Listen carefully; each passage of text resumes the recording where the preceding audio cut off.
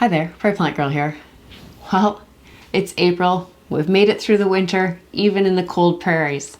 That doesn't mean we don't still have cold weather coming, but it is getting better. So this is the month where we can start to get a lot more things planted, and we can even start to put a few things in the ground, especially towards the end of the month. So I'm just going to go really quick today through the things that I plan to be planting, and that'll give you an idea maybe if you're not sure what you can be planting this time of year, or if you should be planting inside or outside. I'll try and give you a little bit of help about that as well. As many of you know, I make up calendars with my schedule of what I plan to plant.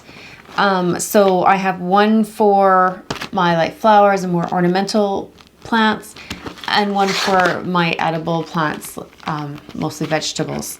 So I'll put a little screenshot of both of those up so you can have a look at them, and just, some people have asked to just have a look and see, so they can compare where they are compared to where I am. April for me marks about my 4 to 7 weeks before my average last frost. So that's what I'm working with when I'm looking at what to plant this month. There's a lot to go through, so let's dive in. I think I'll go through my flowers first because in a way it's my smallest pile. I start a lot of flowering plants in March, and then I'll have more to direct sow closer to the last frost date. But I do have a few things still that I'm going to be working on in April. Some are kind of experimental for me this year in how I'm planting them, but I'll let you know as I go. So I've hopefully got these in order. Tried to go through and get things as in order as I could here for you. So for my 7 weeks before my average last frost, I'm going to be planting winged everlasting, or amobium, I think is how you say it. This is a new plant to me this year, so I'm really excited to give it a try. It's supposed to be a great cut flower. And some asters. This is Valkyria yellow. Most of the asters that I have are purple, and some of them flower really early in the season, some are later. This should just give me one more option. Now, this has a longer maturity date on it, so this will probably be a fall flowering aster for me. It's 110 to 125 days, and this is an annual aster. I love the look of asters in flower arrangements. They're just such cheery, nice flowers. So that's all I'll be starting indoors. And then I like to go around usually the beginning of April. I know this will depend on how wet things are outside and how kind of workable the top layer of soil is. And it doesn't really matter. I could put this right on frozen ground, but I like to be able to go in with my poppies and just sprinkle them around where I want them to grow around the end of winter, beginning of spring. So I'll go out. I don't like them to be in a spot that's going to be flooded out and then have the seeds wash away.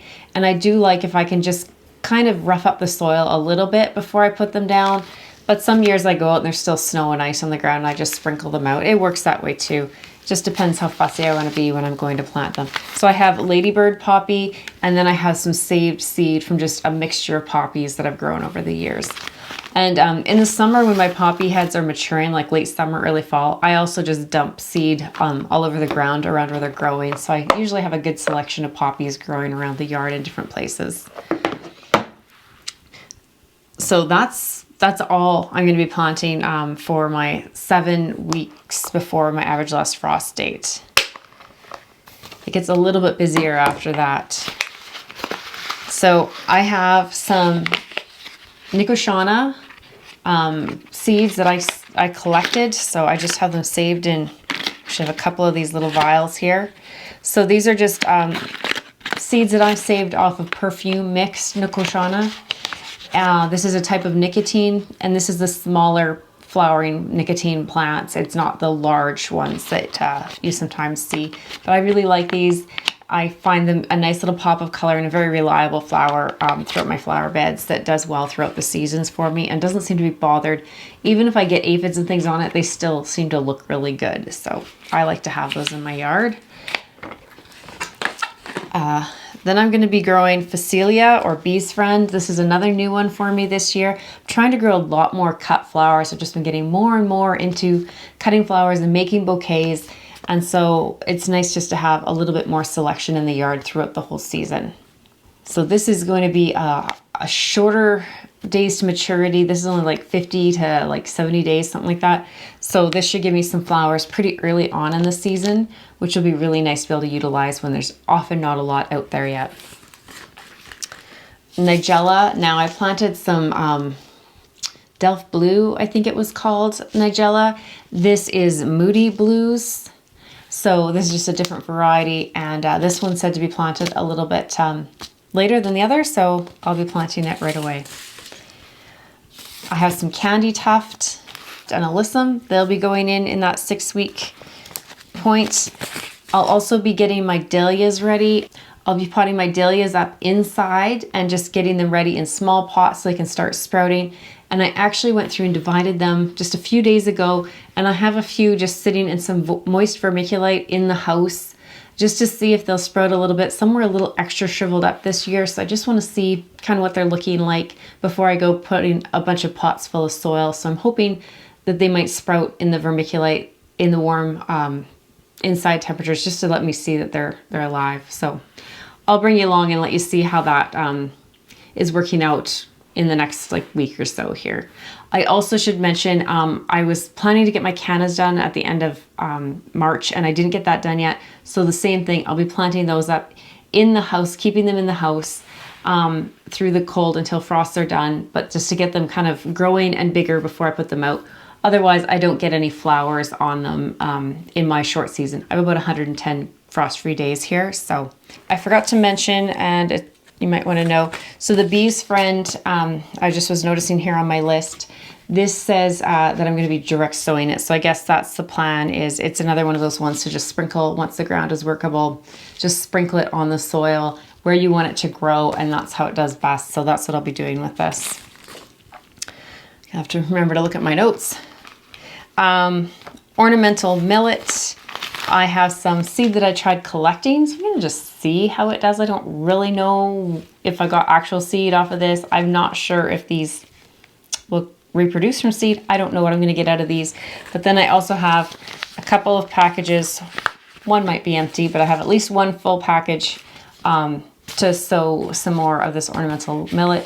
If you've been watching my videos for a while, you'll see I've used it in lots of flower arrangements. I've used it in wreaths in autumn, winter, and in spring. I really, really like the flower head or the seed head plume on the ornamental millet, the Jade Princess. Very nice. So I'm really excited to have that growing in my yard again. Last year was the first time. I even like the look of it through the winter when it wasn't completely buried in snow. I'll be doing my zinnias. I will plant a few indoors. So I have, I believe, 4 varieties here. Yeah, Zinderella Purple, Sahara Mixed, California Double Giant, and Queenie Lime Orange. I thought I had some saved seed, but sometimes I stick them in the package. So some of these might be saved seed. I'm not sure. Otherwise, I lost my saved seed. But I'll be planting some of these in my 5-week before my last frost time. And then I'll actually try and get a few planted outside. If the soil is nice and workable, I'll put these outside either the very end of April, just direct sown in the ground, or the very beginning of May, just kind of watching the weather forecast. They don't want to be hit by frost, but they take a little while to come out of dormancy and get germinated.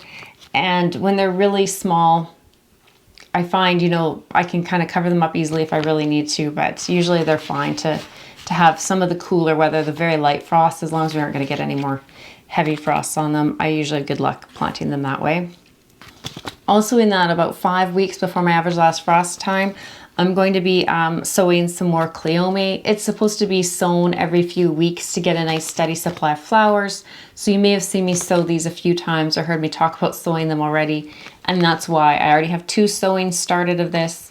I'm not having, oh, I'm holding the wrong package, but I'm not having great germination with the Cleome right now. But I'm going to just keep sowing it every couple of weeks, and hopefully I have a few plants to put out throughout the season that give me some flowers. And then I'm also going to try some flowering kale this year. This is a plant that I'm really excited to try. Never done it before. So I'm not sure how fast this grows or how well it's going to do for me, but I'm excited to give it a try. And so it says 4 to 6 weeks before my average last frost date is when I should sow it to get some spring, kind of early summer plants. And I think it's 3 months before your average first frost if you want to have them for the end of the season. So I'll probably be doing some now and then again in a couple of months. I'm going to be trying to get, again, just kind of watching the weather and seeing how things are, getting a few sunflowers started in like some decomposable pots, like peat pots or something, out in my cold frame so that they can get a little bit larger before I plant them outside. I'll probably wind up direct sowing a few as well. There's a few varieties that want to be succession sown, but I'm going to be doing some of my sunflowers, just starting them early, hopefully in my cold frame if the weather cooperates. Some other things I'll be doing in my cold frame is I'll be getting my Acidanthera, which is a summer flowering bulb. I absolutely love it. Peacock orchid, I think maybe some people call it. Very pretty. Muriellier, has a few different names that it goes by, but beautiful white flowers with kind of purple throat streaking and a gorgeous scent, nice strappy leaves, beautiful plant. I'll also be getting my Crocosmia going. So I have some Sunglow and some Mackenzie Emily saved. So I have those and my Acidanthera I actually just took out of cold storage. They're just sitting in my garage, which essentially is still cold storage. And those will be getting planted up and hopefully again be kept out in my cold frame as long as the weather cooperates. If we get any real cold frosts, I'll probably have to bring them into the garage or somewhere at night, but for the daytime, they should be just fine. And alyssum, I'm also going to start a little bit of alyssum in the cold frame as well at that point, and I think that should do well like that. So 4 weeks before my average last frost date, a whole lot more flowers. This is when I can get a few more things planted in the ground. So I'm going to be actually planting my gladiolus, which I picked up at the store, and I think I have some saved bulbs as well, but I can't remember if I dug them up last year or not. So I think I saved bulbs and then I picked up a pack. Those can actually go in the ground like 6 weeks before your average last frost. If your ground is workable, you can get them in there. I tried this for the first time last year. I really questioned this advice that I had received, but I decided I was going to try it, and I had great success with my gladiolus. They came up, they flowered, they were beautiful, and it just was one less thing to be mucking around with inside trying to get pre-sprouted and started indoors. So I plan to be doing that every year from now on. They'll be going in the ground, you know, just like 6 weeks before my average last frost date. As long as, you know, we don't have a freak cold spring and things are still frozen, that's what I'm going to be doing, and it worked great for me last year, so hopefully it does this year as well. I'll also be planting my more of my zinnias. Oh, I can't find them because they're in this pile, but those same zinnias that I'm going to be starting out early inside, like the week before, I'll be planting a few more direct sown. That just leaves, they'll flower a little bit later than the ones that were started inside, but it'll just have less plants that I'm trying to start indoors and babysit. If you caught my end of March tour a couple of days ago, then you know my grow shelves are almost full already. So I need to kind of spread out what I plant inside and what I plant outside. I'm also going to be doing another sowing of the Rebecca, and I don't know why, it's on my list. So it's on my list to do another sowing of these. I'm not sure because I have a sowing going already that's looking pretty good. So I'm really not sure why. But as it says right now, that's on my calendar to do again at the end of April. So I'm going to do that. And I'll have to look into that and see if I can figure out why I decided that. I'm really not sure. Maybe just as an experiment to see if I needed to start them as early as I did before. I'm not sure. Oh, Cosmos is another one that's going out in the ground. So these will be direct sown out in the ground, and I'll also sow a few in trays inside just to get that little jump start. So they'll get planted about the same time, right around that last week of April.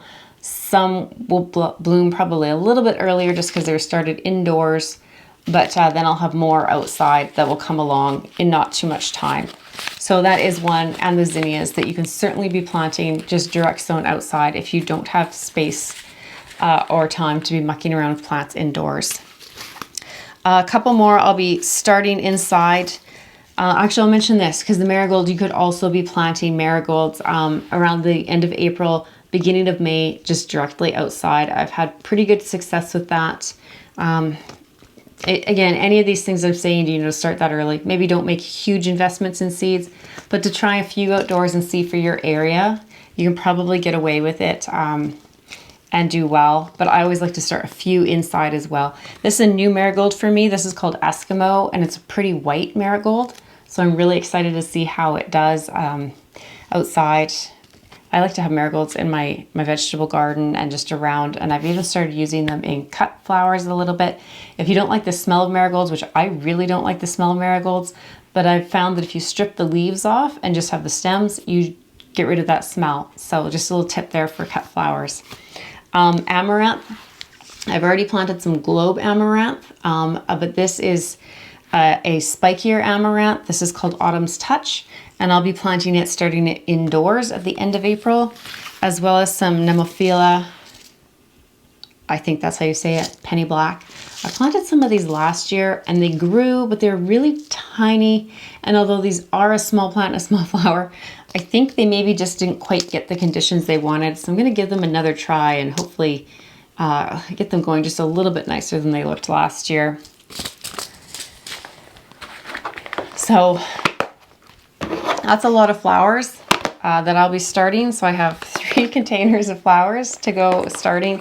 One of them is my sunflowers right here. So this one's my sunflowers, and I won't start all of these in my cold frame, but I'll start a few, especially the ones that need to be kind of succession sown a little bit. On to our vegetables, our edible plants here. Okay, so we're gonna have all those great cold weather crops that I think a lot of us know about and like to get going. Some of you lucky people can grow these all through the winter. We need to try and squeeze them in between the really cold and the really hot. So I do what I can here to get them growing.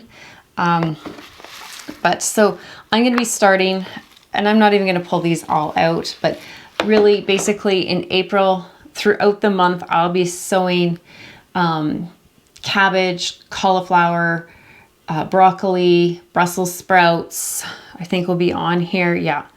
And it's really going to be dependent on what the weather's looking like, what the soil feels like. Once the soil hits about 4.5 Celsius, which I guess is 40 Fahrenheit, that's when it's okay to go ahead and direct sow a lot of these cool weather crops. And so I'll be keeping an eye on my beds, and once I can start, getting a measurement in there that's, fairly deep of that, 4.5 Celsius, then I'm going to be starting to direct sow some of these crops. Again, just like some of the flowers, when I'm direct sowing them that early, I'm probably going to do a few starts at the same time that'll just be put into my cold frame for a little more protection, just in case. You never know what the weather is going to decide to do. So it's always good to have just those little bit of insurance backups going. So yeah, my brassicas will be going out, my pak choi, cauliflower, broccoli, all of those guys.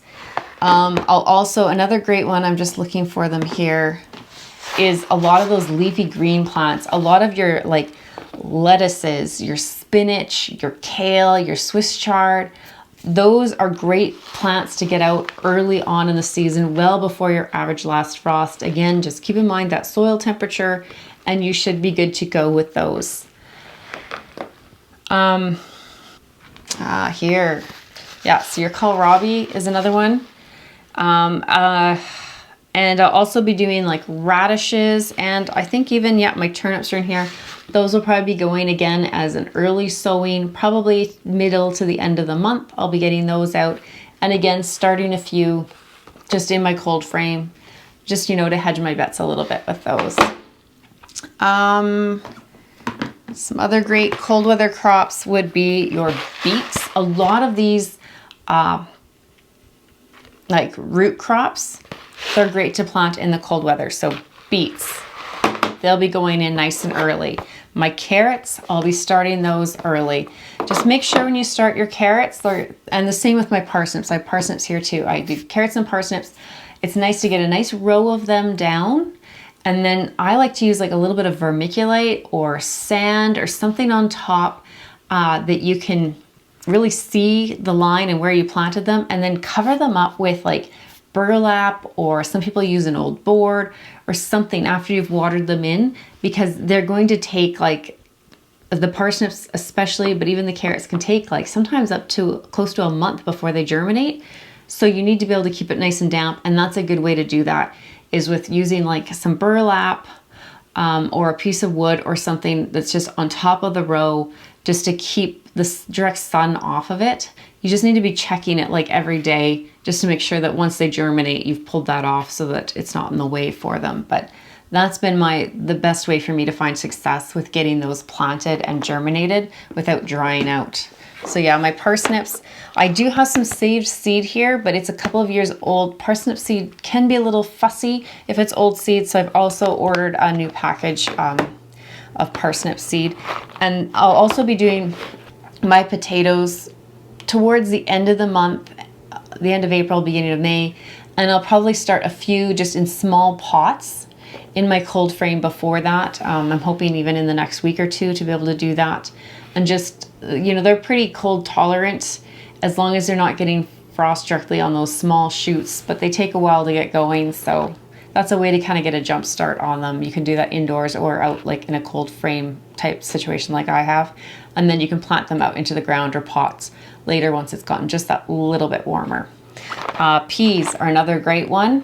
So put them in the cold ground. That's fine. They don't mind. They'll grow well most of the time. If you want to use treated seed or inoculant, that's fine. But a lot of times they're just fine. And by the time they sprout, you're probably going to be past your really bad frosts. Like I'll put my peas in about the end of April. So then usually we're past any really hard frosts. And if we have any, it's just gonna be a light frost. And usually those young pea shoots can take it. But even if the shoots, the very top strip, die off on you from the frost, they'll already have a root system going underground and they'll pop right back up. So it's not a problem. I like to get my peas in early. Like I said, short season, 110 days. I want to get as much started as early as I can so that I can get as much out of my beds as I can. A couple of things that I'm going to be starting early this year in my cold frame with, this is my plan, what I'm hoping to do anyways, just to try and get a little bit more growth on them, is a few of my like pumpkins and gourds that are longer season, as well as I have a couple of watermelon and I think a couple of cantaloupe. And I'm going to try and get those going, depending on the weather, either inside the house, or if it's staying warm enough in my cold frame, then they'll go out there. And again, that's just one of those play it by ear as the weather goes. You never know what kind of April, like late April, early May that we're going to have here. So I just have to be able to be flexible with those.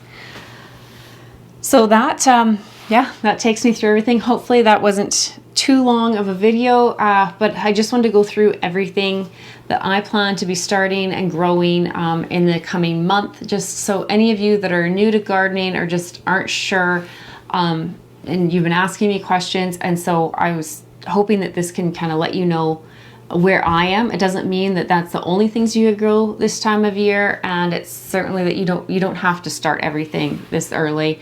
It's just how I like to do it. So thanks for watching, and we'll see you next time. Bye.